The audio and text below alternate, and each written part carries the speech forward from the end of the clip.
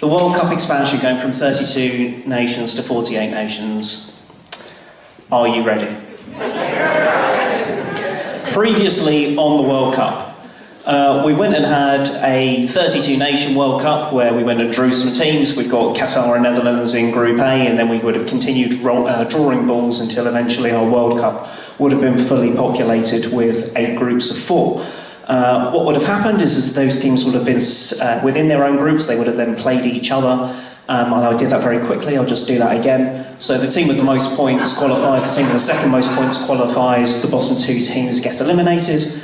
As we can see there, but hold on a second, what's going on here in Group E? Spain and Germany have the same number of points. Why did one get eliminated and not the other? Very good question, thanks for asking. So Spain and Germany have the same number of points, and then we have a look at how many goals they scored. Spain scored 9, but only let in 3, whereas Germany scored 6 and let in 5. Just doing some very basic maths there, 9 take away 3 equals 6. Whereas Germany, if you take away the goals they conceded away from the goals they scored, they only had 1. So based off of the goal difference, Spain had a superior goal difference and got to go through. But hold on a second, what happened here in Group H? South Korea and Uruguay also both had 4 points. When we look at how many goals they scored and conceded, they ended up with a goal difference of 0. So when they've got this identical goal difference, what differentiator could we use then? Good question, we use goals scored. Because South Korea scored 4 and Uruguay only scored 2, goals scored was then seen as being greater than goals conceded. That's to bring on attractive football, which then meant that in this situation Uruguay got eliminated. However, hypothetically speaking, what would have happened had that been the same number? Well, then you would have gone to the head-to-head record. South Korea played Uruguay, and how did that game end? That game ended goalless, so it was a draw. So what differentiator would we have used then? Well then, we would have had a look to see who had conceded the fewest yellow cards. So South Korea had 5, whereas Uruguay had 8. This is where it gets quite confusing, because South Korea had fewer. That means that they would be the qualifying team at the expense of Uruguay. But just hypothetically speaking, if that happened to be a tie, what would have happened next? They would have drawn lots. For those of you unfamiliar with that, another way of saying we would have drawn lots would be to say we did heads and tails. And you could have been eliminated from the most watched sporting event on the planet via a coin toss. But that didn't happen, fortunately. So we went from 32 nations down to 16 nations. Those nations then go on to qualify for what's called the knockout stage. This is because you play one game and then you'll get knocked out. So half the nations go down to 8. They will then progress on to the quarterfinals, as we then go into the final 4, which is the semi-finals, where we saw Argentina take on Croatia, which Argentina won, and France take on Morocco, which France would win. So then we would end up with a Argentina-France final, which was won by Argentina as they won the World Cup.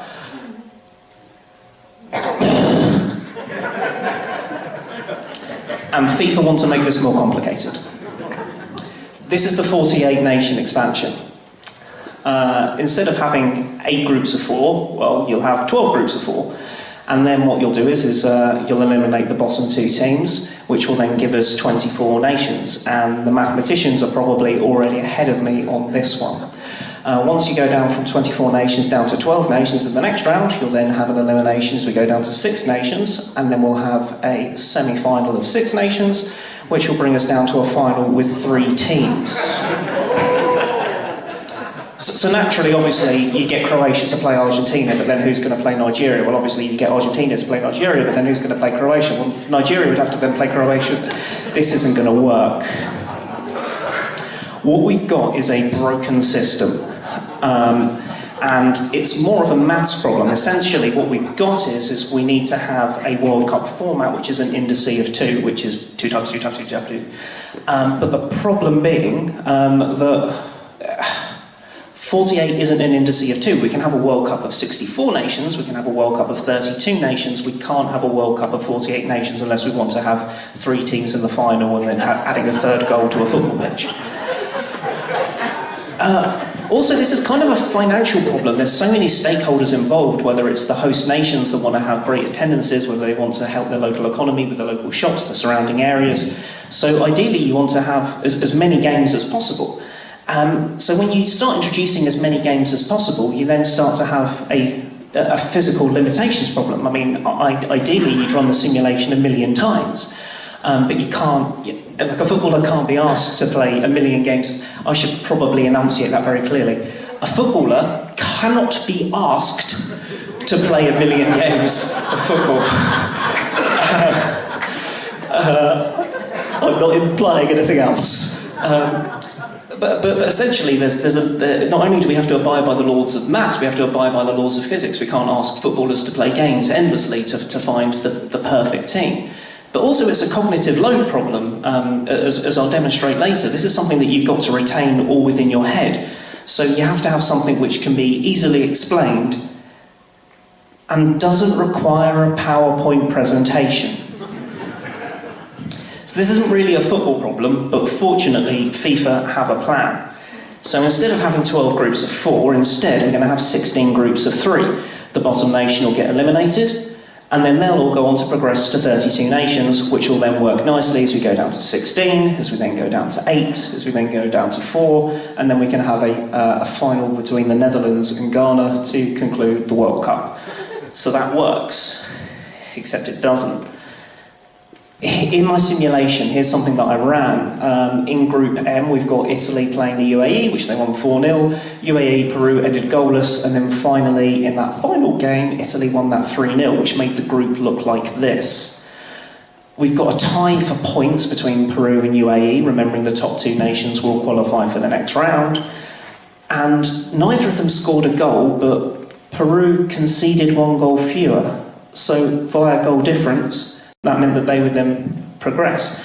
And my issue with this is that, well, why should a nation qualify who hasn't actually won a game? It's just not that entertaining to watch when you're in a situation whereby a nation hasn't won a game and they get to participate in the knockout stages. But my issue beyond that kind of goes to, you have to think about what would have happened around the time that that this game was being played here.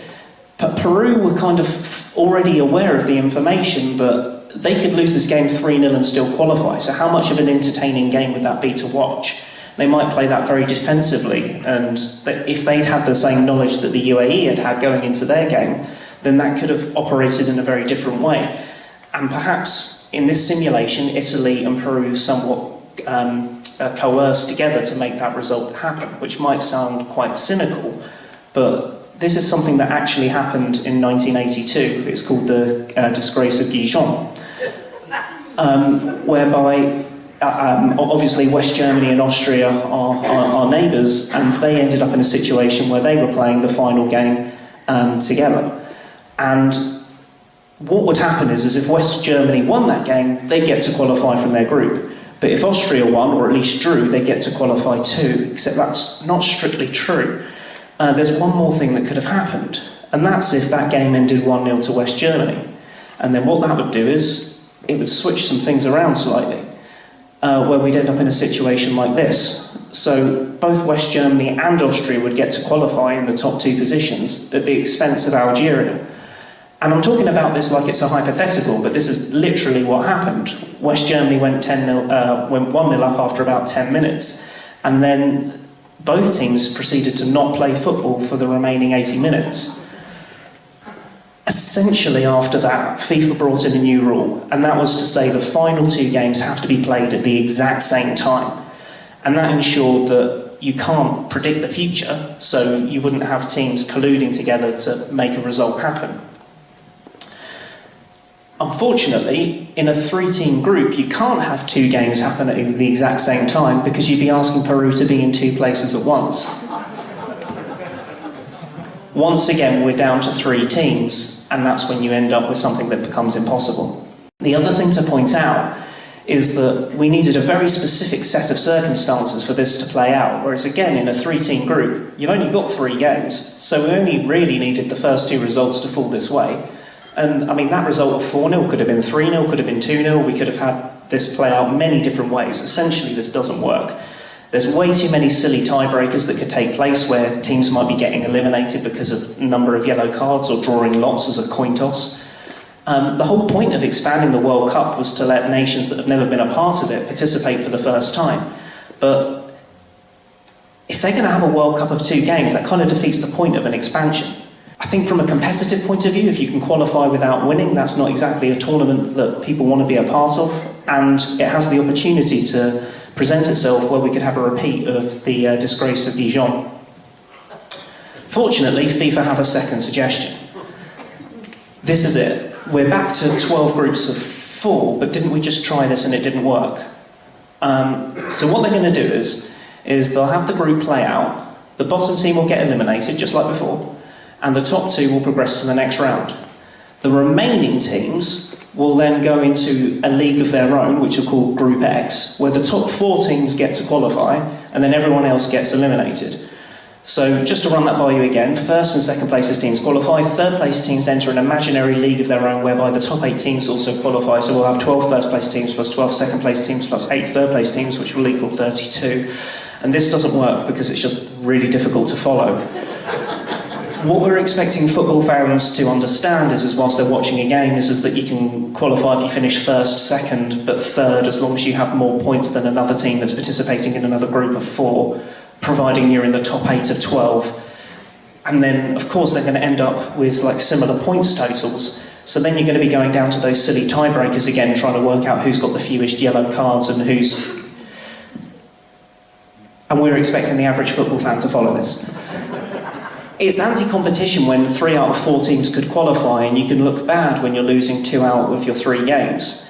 And then finally, the round of 32 wouldn't actually be that exciting once we get to the knockout stages if you're looking at teams that have got a losing record.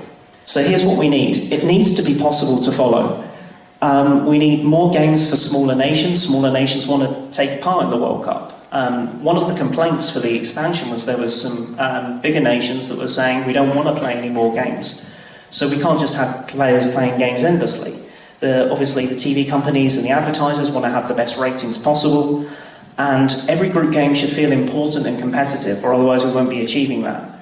Every nation who qualifies should look impressive, like heroic to even get there. And we can't have collusion between nations because FIFA doesn't want corruption.